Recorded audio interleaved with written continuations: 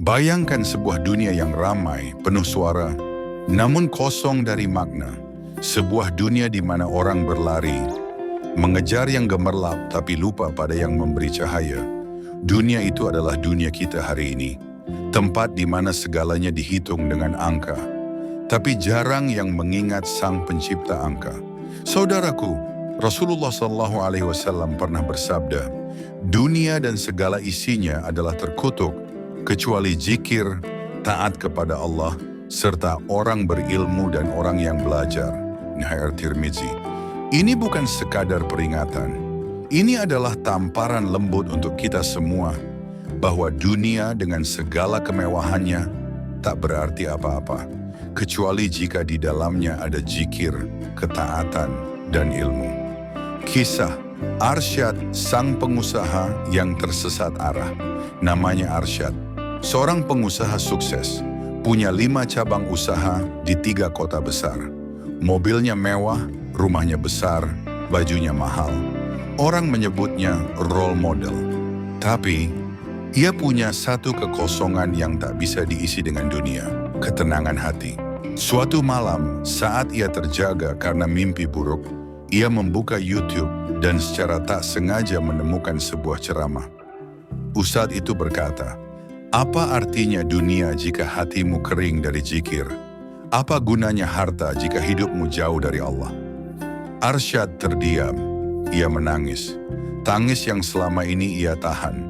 Tangis yang bukan karena bangkrut, tapi karena ia sadar ia tersesat arah.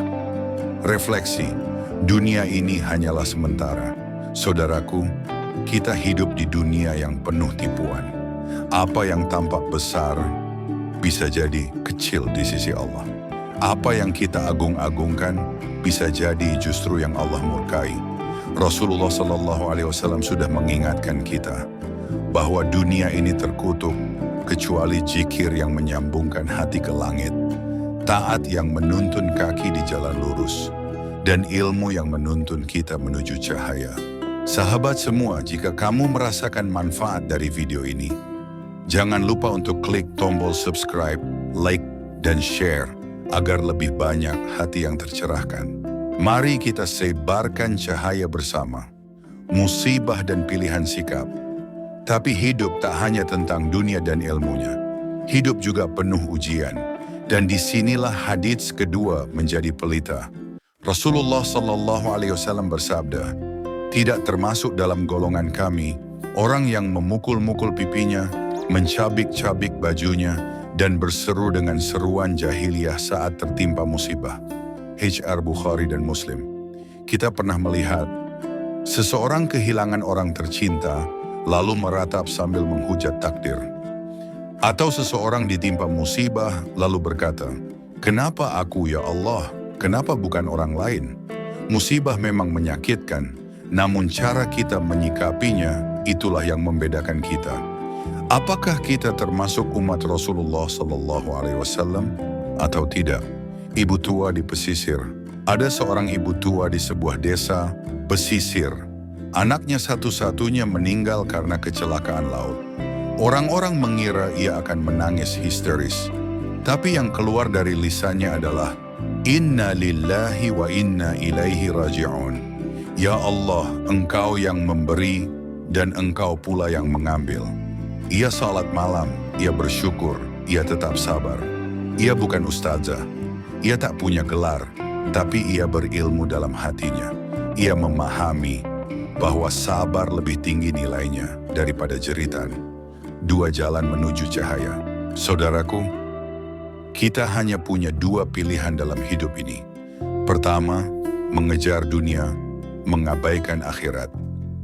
Kedua, menjadikan dunia ini sebagai ladang amal untuk akhirat. Zikir, taat, dan ilmu. Itulah yang menyelamatkan dunia kita dari kutukan. Sabar, ridha, dan lapang dada saat musibah. Itulah yang menjadikan kita bagian dari umat Nabi Muhammad SAW. Jangan habiskan hidupmu hanya untuk mengejar angka di rekening.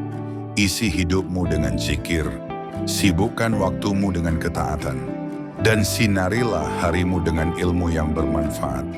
Itulah dunia. Sebelum video ini berakhir, aku mengajak kamu untuk kembali klik tombol subscribe, like, dan share, agar lebih banyak lagi saudara kita yang tercerahkan oleh cahaya, ilmu, dan iman. Barangkali, satu share darimu bisa menjadi amal jariah di akhirat kelak. Akhir kata, semoga kita termasuk orang yang selalu mengingat Allah dalam zikir, selalu taat dalam segala keadaan, dan selalu haus akan ilmu, serta sabar saat musibah menimpa, tanpa mengeluh, tanpa berteriak, tanpa melupakan bahwa semua darinya dan akan kembali kepadanya.